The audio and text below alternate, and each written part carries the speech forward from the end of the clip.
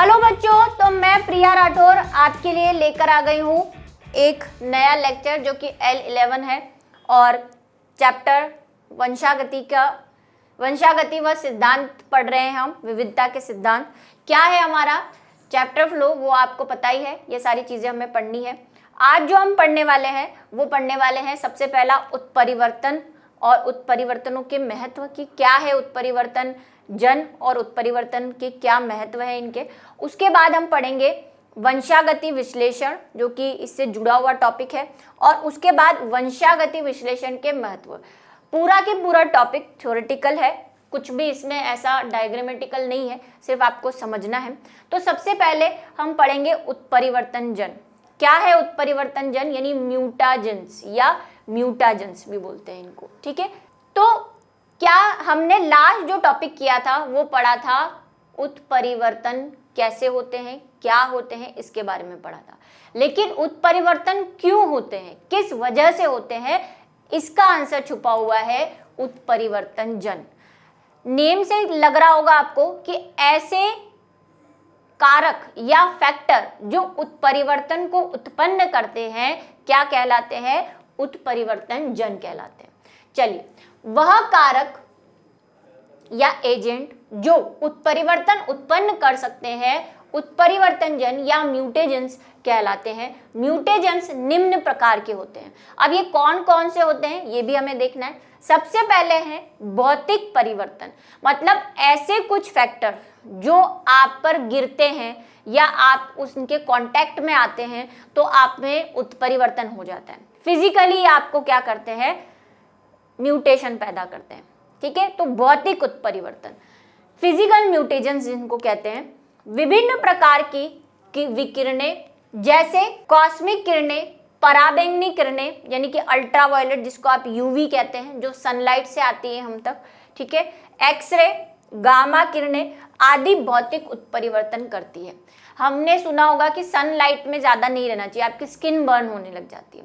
लेकिन साथ साथ कई बार जो सनलाइट की यूवी रेज होती है उनसे क्या हो सकता है, आपके जीन्स में चेंज हो सकता है और म्यूटेशन भी हो सकता है, कैंसर भी होता है, ठीक है।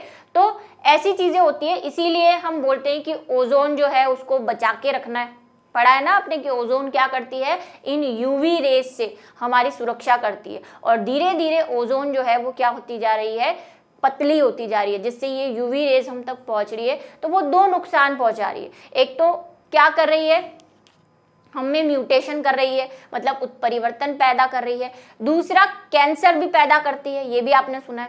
अब कैंसर और उत्परिवर्तन देखो एक दोनों से कनेक्टेड है। कैसे कनेक्टेड है कि ऐसे कारक जो कैंसर फैलाते हैं उनको हम बोलते हैं कार्सिनोजेंस, यानी कि कैंसर कारक।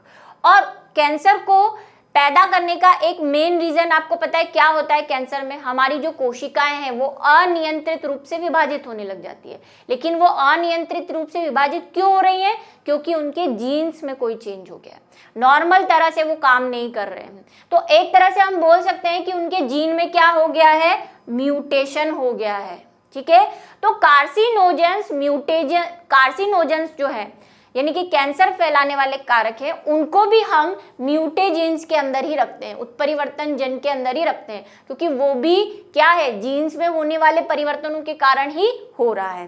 तो वो कैसे होता है, यूवी रेज से हो रहा है, मतलब सनलाइट से हो रहा है, या फिर आप एक ऐसी फैक्ट्री में काम कर रहे हैं। यूवी रेज सिर्फ सनलाइट में नहीं आती। अगर आप देखते हो तो आप एयरपोर्ट वगैरह पे या ऐसी जगह पे जहाँ पे बहुत सिक्योरिटी टाइट होती है, वहाँ पे एक ऐसा बॉक्स सा लगा होता है जिसमें से आपको होकर जाना होता है ना। वो आपको पूरा स्कैन कर लेता है और क्या कर लेता है, अगर कोई मेटल की चीज़ होती है तो वो बता देता है।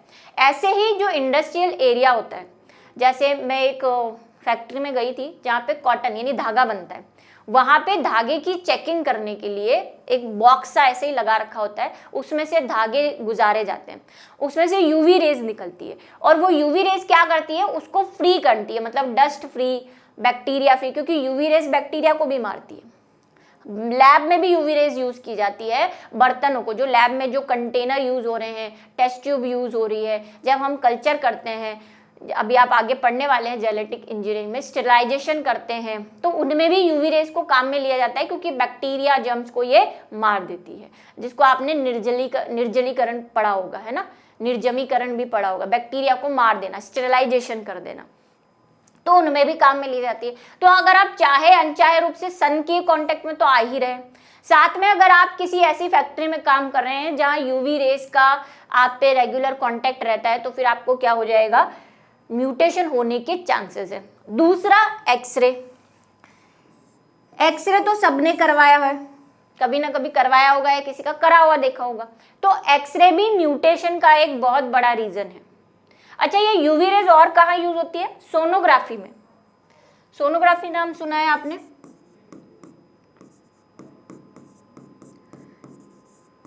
जब जो लेडी प्रेग्नेंट होती है उसके बच्चे के डेवलपमेंट को देखने के लिए कहा जाता है कि सोनोग्राफी कराने को बोला है। साथ ही अगर आप में जैसे कोई कैंसर है, आपके बॉडी में कोई दिक्कत हो रही है, मान लो पेट में कोई दिक्कत हो रही है या लिवर के अंदर वो स्टोन हो जाता है, दर्द होता है, तब भी सोनोग्राफी करवाने को बोला जाता है। क्यों? क्योंकि वो सोनोग्राफी क्या करती है, आपकी बॉडी के अंदर जाती है और जहाँ जहाँ पे स्टोन है या कोई नॉर्मल अंग के अलावा कोई चीज़ है, हार्ड चीज़, जिसको सोनोग्राफी पार नहीं कर पाती, तो वो उसको शो कर देती है ना, अंदर की सारी चीज़ें जो है वो दिखाती है सोनोग्राफी की क्या क्या अब नॉर्मलिटी है या नहीं है। बेबी को भी देख सकते हैं, आपने टीवी वगैरह में देखा होगा। तो वो सोनोग्राफी में भी यूवी रेज होती है, लेकिन हम क्यों करवाते हैं उसे, क्योंकि भाई डेवलपमेंट देखना है, बच्चे की डेवलपमेंट को देखना है, विकास को देखना है, सही से ग्रो हो रहा है कि नहीं, इसलिए कराई जाती है। बीमारियों की जांच के लिए कराई जाती है, लेकिन एक्सेसिव नहीं करवानी है। इसीलिए अगर आपने कभी सुना हो तो जो प्रेग्नेंट लेडी होती है उसको जनरली या तो तीसरे मंथ में सोनोग्राफी कराई जाती है और फिर 7वें मंथ में कराई जाती है, उसके बीच में नहीं करवाते अगर उसको कोई प्रॉब्लम नहीं हो रही हो। क्यों? क्योंकि हो सकता है कि ये सोनोग्राफी उसके बेबी के जीन्स में जाके म्यूटेशन कर दे, और होता भी है, देखे गए हैं ऐसे बहुत सारे केस, क्योंकि बार बार सोनोग्राफी करवाने से म्यूटेशन हो जाता है बच्चे में, फिर अब नॉर्मेलिटी आ जाती है। एक्सरे बता ही दिया, एक्सरे कराने से भी कई बार हमारे जीन में क्या हो जाते हैं, म्यूटेशन हो जाते हैं, हालांकि चांसेस कम है लेकिन होते हैं। ऐसे ही गामा रेज होती है, थोड़ा सा 10th वगैरह में आपने पढ़ा हो, 11th में पढ़ा हो फिजिक्स वगैरह में कि अल्फा बीटा गामा रेज होती है। तो गामा रेज में भी क्या होती है, म्यूटेशंस की कैपेसिटी होती है। चलिए, उसके बाद है रासायनिक, वो तो हो गए भौतिक, जिसके किसी की चीज के गिरने से या टच होने से आपको क्या हो जाए, म्यूटेशन हो जाए। दूसरे है केमिकल म्यूटेशन, यानी कि रासायनिक म्यूटाजेंस, जिसमें नाइट्रस अम्ल, नाइट्रोजन मस्टर्ड, एक्रिडीन, बेस एनालॉग आदि विभिन्न रासायनिक उत्प्रेरक हैं। अब ये बोलेंगे आपने ऐसे ऐसे नाम बता दिए, लेकिन क्या करें, काम लर्न करना पड़ेगा। ये सब क्या है ये समझाना थोड़ा मुश्किल है क्योंकि केमिस्ट्री का पार्ट है, हम केमिस्ट्री नहीं पढ़ रहे हैं अभी। तो ये सब क्या है, कुछ टाइप के केमिकल है जिसको यूज करने से या इनके कांटेक्ट में खा लेने से या कांटेक्ट में आने से हमें क्या हो सकता है, म्यूटेशन हो सकता है। आप ये बोलेंगे हम क्यों इनके कांटेक्ट में आएंगे, सही बात है ना। आप जो ये फूड प्रिजर्वेटिव यूज करते हैं, आप जो ये कैंड खाना खाते हैं ना, जो रेडीमेड फूड आजकल बहुत बाढ़ आई हुई है कि ये भी मैगी भी रेडीमेड, और सब्जी को बनाने की जरूरत नहीं है, गरम करो, फ्रिज में से निकालो, गरम करो, खा लो, है ना। इनमें क्या होता है, इनको सड़ने से बचाने के लिए कई रासायनिक पदार्थ इनमें डाले जाते हैं। चाहे वो कह रहे हो कि कोई प्रिजर्वेटिव नहीं है, लेकिन बताओ कैसे पॉसिबल है, उसमें नाइट्रोजन तो डाल ही रहे। तो हो सकता है कोई प्रिजर्वेटिव उसमें डाला जा रहा है, कई बार उसमें टेस्ट इन्हेंसर डाले जाते हैं, मतलब स्वादिष्ट बनाने के लिए उसमें कई बार क्या डालते हैं, MCG, MGC, ऐसे कई प्रोडक्ट डाले जाते हैं जो म्यूटेशन के रीजंस हो सकते हैं। इसीलिए बोलते हैं कैंड फूड नहीं खाना चाहिए, फ्रेश खाना खाओ। तो ये इस तरह से हमारे अंदर जा सकते हैं। या फिर आप वही किसी इंडस्ट्री में काम कर रहे हो जहाँ पे यहाँ केमिकल वेमिकल बन रहे हो रेगुलर आपके कॉन्टेक्ट में, या रेस्पिरेशन के थ्रू, श्वसन के थ्रू आपकी बॉडी में जा रहे हो, क्योंकि कुछ गैसेस भी होती है ना, है ना। तो ये सब जो है ये क्या है, केमिकल रीजन है म्यूटेशन के। जैविक उत्प्रेरक, भौतिक हो गए, केमिकल हो गए, या बायोलॉजिकल। बायोलॉजिकल में कई ऐसे बैक्टीरिया और वायरस हैं जो आपकी बॉडी में जाके आपके जीन्स को चेंज कर देते हैं और फिर वही पीढ़ी दर पीढ़ी चलता रहता है। क्योंकि म्यूटेशन हम किसे कह रहे हैं, सिर्फ एक बार का चेंज नहीं कह रहे, वो आगे पीढ़ी से पीढ़ी में भी जाने के चांसेस होते हैं, वो जाते ही हैं। कुछ वायरस आनुवंशिक पदार्थ में परिवर्तन उत्पन्न कर देते हैं, अंत जैविक उत्परिवर्तन जन कहलाते हैं। ठीक है, सिंपल सा है, ये सिर्फ लर्निंग का काम है इसमें। अब प्रकृति में आप अपने आप होने वाले परिवर्तन स्वतः उत्परिवर्तन कहलाते। भाई हमने कुछ भी नहीं किया, आप बोलोगे ना मैंने जिंदगी में कभी कोई सिगरेट पी, क्योंकि सिगरेट वगैरह क्या है, कार्सिनोजेंस का कारण है ना, सिगरेट तंबाकू पीना, ये क्या कैंसर फैलाते हैं, कैंसर फैलाते हैं। तो मैंने कहा कैंसर भी उत्परिवर्तन के कारण ही होता है, तो इनडायरेक्ट वे में हम कह सकते हैं कि उत्परिवर्तन के कारक है। मैंने तो कभी तंबाकू भी नहीं खाई, कैंसर भी नहीं खाया, कैंसर क्या, तंबाकू भी नहीं खाई, गुटखा भी नहीं खाया, सिगरेट भी नहीं पी, कभी कोई प्रिजर्वेटिव भी नहीं खाया, मैं कहीं काम भी नहीं करता, तो फिर मेरे में म्यूटेशन कैसे हो गया। तो कई बार प्रकृति में सेल के अंदर वही केमिकल लोचा हो जाता है, तो सेल में म्यूटेशन हो जाते हैं, जनरली प्राकृतिक रूप से भी होते हैं। तो ऐसे म्यूटेशन को हम क्या बोलते हैं, स्वतः उत्परिवर्तन या स्पॉन्टेनियस म्यूटेशंस कहते हैं। कृत्रिम रूप से बाहरी कारकों द्वारा उत्पन्न कराए जाने वाले उत्परिवर्तन को प्रेरित उत्प्रेरक या इंड्यूस्ड म्यूटेशंस भी कहते हैं। भाई एक तो स्वतः हो रहे हैं, एक हम रिसर्च के लिए भी क्या करते हैं, जो साइंटिस्ट होते हैं वो म्यूटेशन करवाते हैं। अब आप बोलोगे क्यों करवाते हैं, तो आपको बताते हैं मॉर्गन के बारे में। ये वही मॉर्गन है जिन्होंने सेक्स लिंक्ड जो लिंकेज जीन है उनके बारे में बताया था। मॉर्गन के साथ एक और साइंटिस्ट थे, मॉर्गन की लैब में काम करते थे। साइंटिस्ट तो क्या थे, मूलर थे, तो मैं मूलर लिख दूं क्योंकि आप फिर मॉर्गन से कंफ्यूज हो जाओगी। तो एक साइंटिस्ट थे जिनका नाम है मूलर, ठीक है, ये मॉर्गन की लैब में काम किया करते। बाद में इन्होंने मॉर्गन के साथ भी काम किया। इन्होंने 1927 आई थिंक यही है, 1926 1927 के अंदर ड्रोसोफिला मक्खी पर एक प्रयोग किया, जिसमें ड्रोसोफिला को यूवी रेस गिराई गई। मैंने कहा ना यूवी रेस क्या करती है, म्यूटेशन करती है। तो ड्रोसोफिला के नर व मादा पे क्या किया इन्होंने, यूवी रेस गिराई और फिर उनमें जनन करवाया और बच्चे पैदा किए। तो उन्होंने देखा कि उनके नर और मादा को जब उन्होंने माइक्रोस्कोप में उनके जीन्स देखे तो वो नॉर्मल नर व मादा के जीन से डिफरेंट थे। क्यों, क्योंकि जैसे ही उन्होंने यूवी रेस गिराई तो उनमें क्या हो गया, म्यूटेशन हो गया। और इसीलिए मैंने आपसे कहा था कि जो ड्रोसोफिला है उसमें सफेद और लाल आंख का पाना क्या है, एक उत्परिवर्तन का रीजन है। जब हमने ड्रोसोफिला पढ़ी थी तब बताया था, शायद यहाँ पे एक लाइन भी लिखी थी जहां तक मुझे याद है। तो वो क्या है, सफेद और लाल आंख का पाना उत्परिवर्तन के कारण है। तो उन्होंने ये पाया कि भाई जब जैसे यूवी रेस, हालांकि वो स्वतः उत्परिवर्तन है, मॉर्गन की वजह से लाल व सफेद नहीं आई या मूलर की वजह से लाल या सफेद नहीं आई, वो स्वतः उत्परिवर्तन का उदाहरण जिसको हमने बोला स्पॉन्टेनियस म्यूटेशन। लेकिन उन्होंने भी जब यूवी रेस की तो उनके जीन में और परिवर्तन आया और वो जीन उनके बच्चों में भी ऐसे ही चेंज वाले ही मिले, नॉर्मल जीन मिलना बंद हो गए। तब जो मूलर है उनको ये बात समझ में आई कि म्यूटेशंस होते हैं, ठीक है, और म्यूटेशन की खोज तो डी व्रिज ने की थी, लेकिन मूलर ने भी उस पर प्रयोग किए थे। तो लैब में भी हम क्या करते हैं, कई बार म्यूटेशन करवाते हैं हमारी रिसर्च के लिए, तो उसको हम क्या कहते हैं, इंड्यूस्ड म्यूटेशन कहते हैं। फिर इन्होंने, अब बोलेंगे मिला क्या उन्हें, उन्होंने फिर उस पर ड्रोसोफिला पे रिसर्च की और ऐसे उन पे अलग अलग दवाइयों को डालकर देखा कि क्या चेंज होने से ड्रोसोफिला में क्या चेंज आया, उसमें कोई अच्छा चेंज आया या कोई बुरा चेंज आया, ये देखने के लिए प्रयोग किया था। अब बात कर लेते हैं उत्परिवर्तन के महत्व कि इनके क्या महत्व है। उत्परिवर्तन तो होते हैं, मैंने बोला जनरली ये हानिकारक या लाभदायक दोनों हो सकते हैं, ये लास्ट हम लेक्चर में देख चुके हैं। अब क्या हो सकते हैं और क्यों हो सकते हैं ये देखते हैं। तो सबसे पहला है उत्परिवर्तन के निम्न लाभ है। पहला, विभिन्नताओं और जैव विकास का आधार बनते हैं।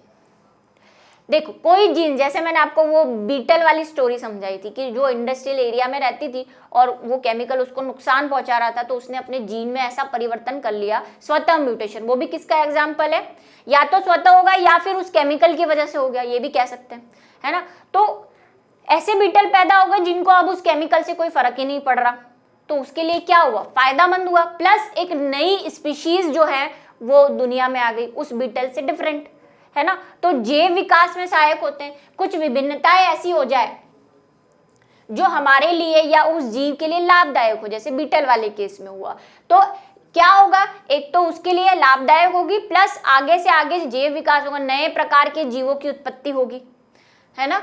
म्यूटेशन के कारण जीवों में विभिन्नताएं यानी वेरिएशन आते हैं और वेरिएशन विकसित होते हैं जो जैव विकास का आधार है। नई जातियों का विकास होगा, तभी हमारा विकास हुआ है। अगर हम में कोई जीन में परिवर्तन ही नहीं हुआ होता स्वतः टाइप का, तो शायद हम अभी भी उस डायनासोर ही बने होते या बंदर ही बने होते, है ना, इंसान के रूप में आए नहीं होते। लेकिन हमारे जीन में ये परिवर्तन है जो हमारे लिए लाभदायक हुए और हमने नई जाति बनाई।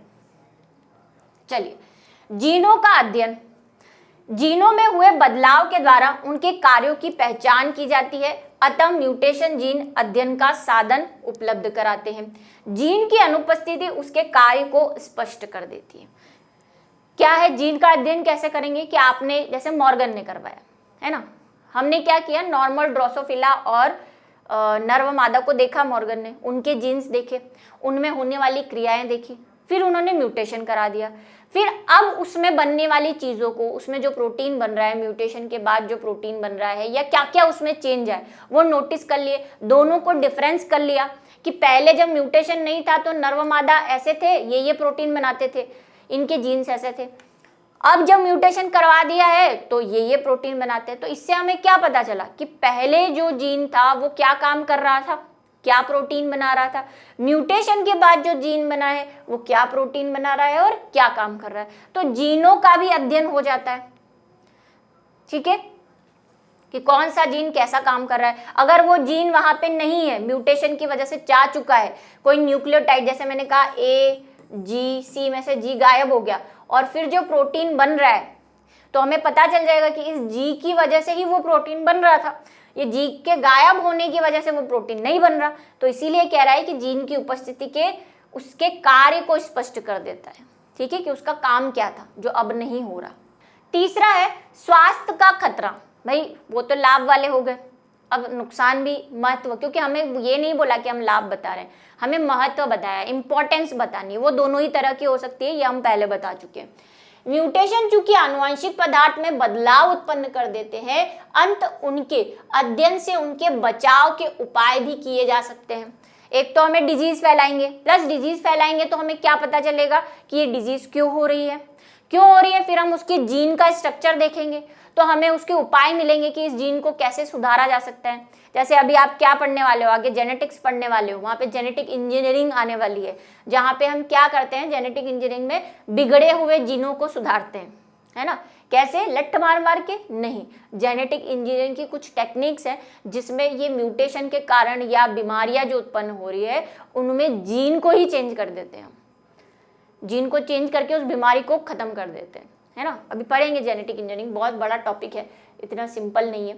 तो इनमें भी क्या है, सहायता करता है उत्परिवर्तन जानने में, उनको समझने में।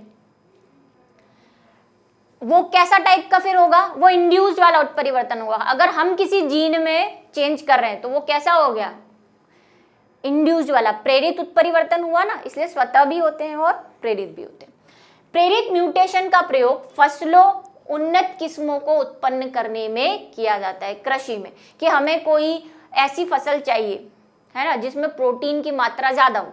जैसे अगर आपने सुना हो कोई बिग बॉस देखा है आपने कहीं, वैसे मैं नहीं देखती हूँ लेकिन मैंने 1-2 एपिसोड देखे, तो उसमें क्या होता है कि वो जो, अब देखा है या नहीं, वो शिल्पा शेट्टी की बहन कौन है भाई अरे जो भी है, ठीक है, तो वो जो है उसको क्या होता है, या आपने भी कहीं सुना हो, उसको ग्लूटेनिन से एलर्जी होती है ना। गेहूं में एक प्रोटीन होता है ग्लूटेनिन, वो सबको सूट नहीं होता। कुछ ऐसे आजकल बहुत केसेस, पहले तो क्या जानते नहीं थे तो सभी खाते थे।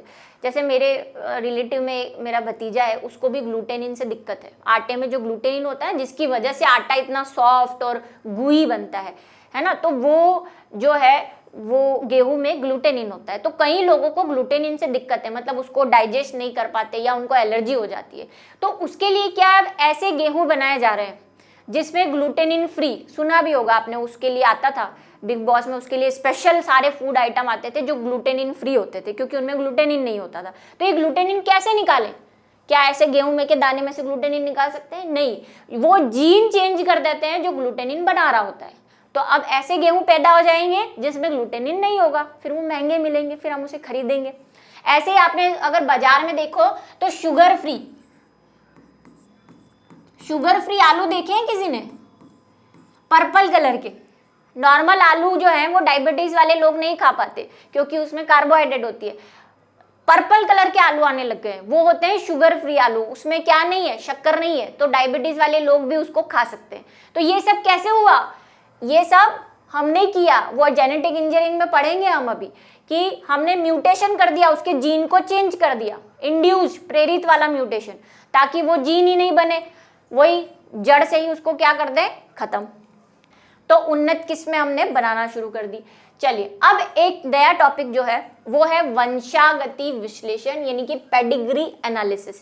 क्या है, दिख रहा होगा आपको। वंशागति मतलब पीढ़ी दर पीढ़ी होने वाला, और विश्लेषण का मतलब उसको देखना या ध्यान देना या एनालिसिस करना।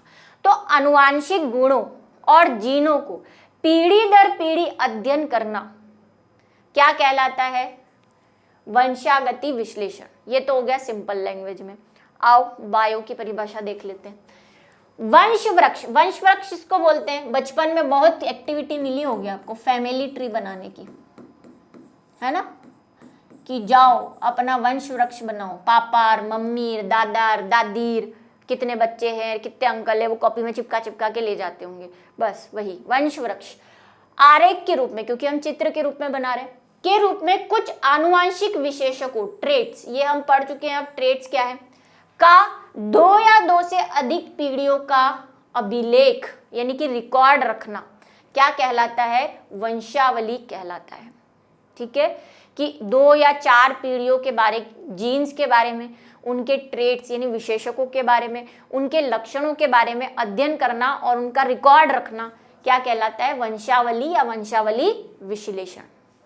कि उसके दादा का कलर कैसा था, उसमें कौन सी कलर की आंखें थी, फिर उसके पापा में कौन से कलर की आंखें आई, उसके परदादा में कौन से कलर की, इन सबको देखना और नोट करके रखना इन द सेंस। ठीक है, चलो।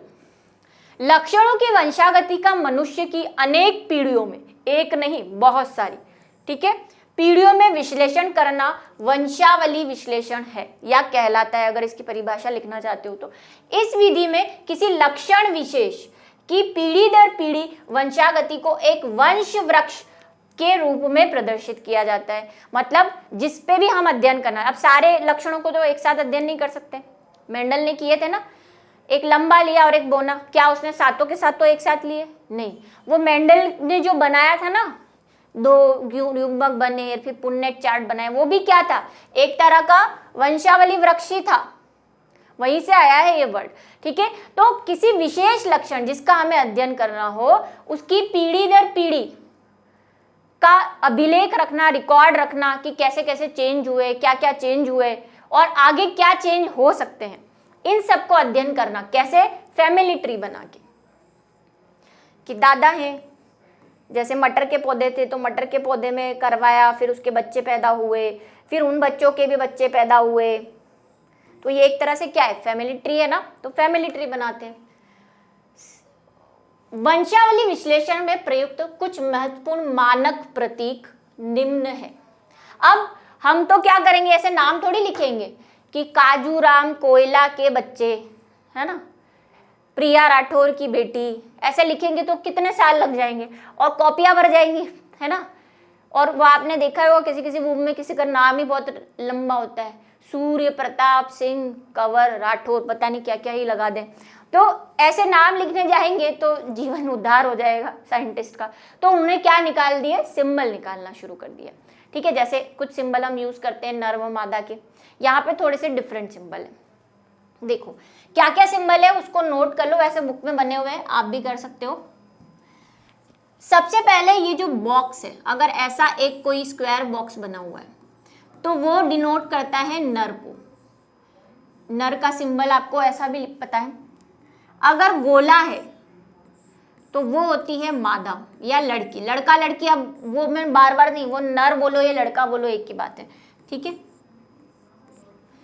अगर ऐसा कुछ है, मतलब स्क्वायर तो है लेकिन त्रिकोण है, ऐसा है, तो हम बोल सकते हैं कि हमें इसका लिंग नहीं पता। लिंग नहीं पता, मतलब ये नर है या मादा हमें नहीं पता है ना। मतलब वही जो केस होते हैं जिसमें नर व मादा दोनों के लक्षण होते हैं, तो फिर हम कैसा सिंबल बनाएंगे, तो ऐसा सिंबल बनाएंगे। ठीक है, अगर नर व मादा के अंदर क्या करवा रहे हैं, शादी करवा रहे हैं, मतलब संकरण करवा रहे हैं, ऐसी लाइन लगा देते हैं, तो ये क्या बता रही है, ये बता रही है कि हम जनन करवा रहे हैं, या हम क्या करवा रहे हैं, निषेचन करवा रहे हैं, संकरण करा रहे हैं, कुछ भी बोल सकते हो, संबंध बनवा रहे हैं, कुछ भी, what ever you can write, freedom आपको आज। दूसरा ये है कि एक ये और एक ये, इसमें अगर मैं 2 लाइन लगा दूं, एक तो सिंपल वाली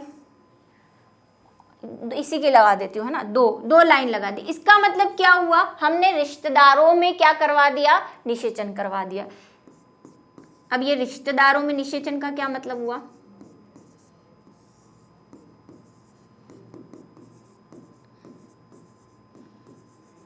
देखो कई जगह क्या होता है, जैसे मैंने आपको पहले भी एग्जांपल दिया था, ट्राइबल एरिया, जो लोग अंडमान निकोबार में रहते हैं, वो क्या है, वो लिमिटेड, वो बाहर वाले लोगों को ना अपने एरिया में आने देते हैं, ना अपने एरिया के लोगों को बाहर वाले में। हम क्या करते हैं, हम रिश्ता ढूंढते हैं, तो अपने क्या चाचा बाबा काका मामा के बच्चों से ही शादियां करवा देते हैं, नहीं करवाते ना, बोलते ये तो भाई है, ये तो बहन है।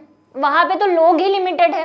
वो क्या करते हैं कि जैसे कोई कजिन है, मतलब सेम परिवार के बच्चों में तो नहीं, सगे भाई बहन में तो नहीं, लेकिन मान लो जैसे उनका पड़ोसी है, चाचा रहते हैं कोई उनके, या मामा के चाचा रहते हैं, थोड़ा सा दूर का रिलेशन, हम तो मामा के चाचा के भाई से भी नहीं करवाएंगे, है ना, लेकिन वो मामा के चाचा से ही बच्चे की शादी करवा, क्योंकि उनके पास तो भाई अपॉर्चुनिटी कम है ना, है ही नहीं लोग, लड़की नहीं मिलेगी, शादी तो करानी पड़ेगी, या लड़का नहीं मिलेगा।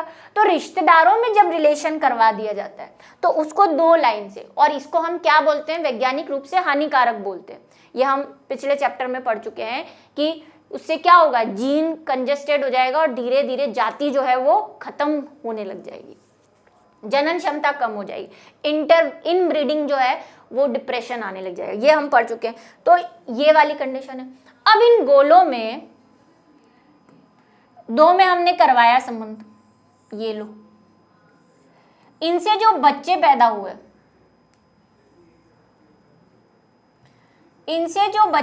हुए, उनको कैसे शो करना है, तो उनको ऐसे शो करना है जैसे मेंडल ने किया था। वही मान लो एक लड़की हुई और एक लड़का हुआ, हालांकि हम क्या करते हैं, 4 बताते हैं, मतलब क्योंकि हम बोलते हैं 4 युग्मक बनते हैं, तो 2 लड़का और 2 लड़के बताते आएंगे जब भी, तो कैसे भी बता सकते हैं, जितने भी हो उसके, हमें क्वेश्चन में जितने दिए हो उस हिसाब से करेंगे। अब एक और चीज है कि अगर ऐसा बॉक्स हो जिसपे 5 लिखा हो, तो मतलब 5 इसकी क्या है, वंशागति प्रभावित है। अब 5 के बारे में बोला है, वो भी कैसे, मेल है।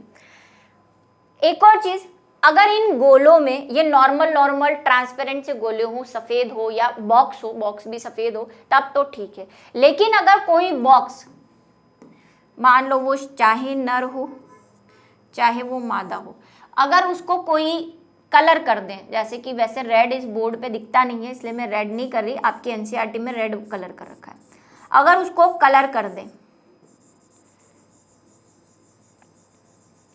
तो इसका मतलब है कि इसको रोग हो गया है। ये अच्छे हैं, स्वस्थ हैं, है ना। अगर इन पे कोई कलर कर दें, शेडिंग कर दें, इनको कलरफुल बना दें, तो इसका मतलब ये दोनों रोगी हैं, इनको रोग हो गया है। अब ऐसा है तो स्त्री रोगी है और ऐसा है तो नर रोगी है। तो ये वंशावली का प्रयोग करके हम क्या कहते हैं, या इन द सेंस अगर आप म्यूटेशन से लेना चाहते हैं, तो इसमें म्यूटेशन की वजह से कोई बीमारी हो गई तो ये म्यूटेंट है और ये अच्छे वाले हैं, इनके जीन सबके मस्त मस्त अच्छे हैं, स्वस्थ लोग हैं ये।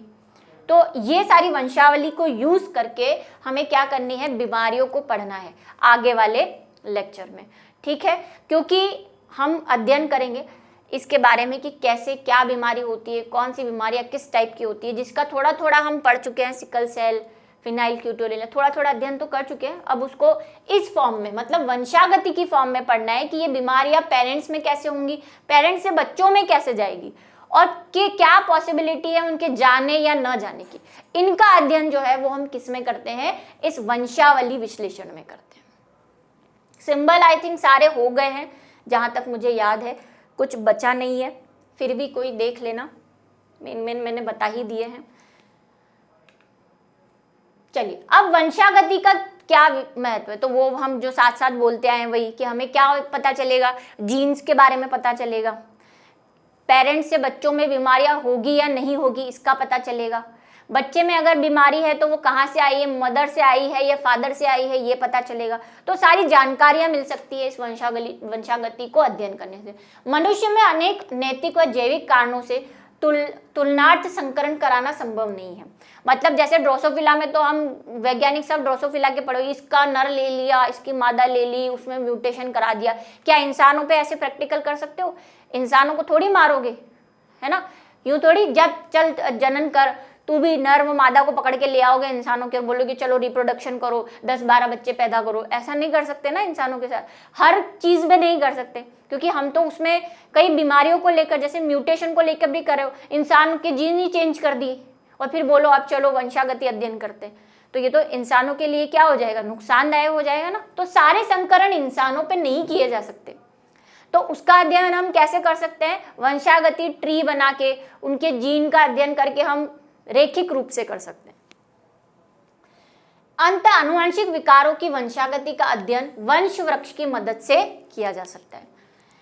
किसी दंपति को उसकी वंशागति के आधार पर उनके बच्चों में हो सकने वाली असमानताओं के बारे में समय से अवगत कराया जा सकता है। वही बात जो मैंने अभी कहा कि अगर पेरेंट्स में कोई डिजीज है, जैसे अभी हम एक डिजीज पढ़ेंगे थैलेसीमिया, ठीक है, थैलेसेमिया भी बोलते हैं, ये ब्लड की एक डिजीज होती है, तो ये पेरेंट्स से बच्चों में जाती है।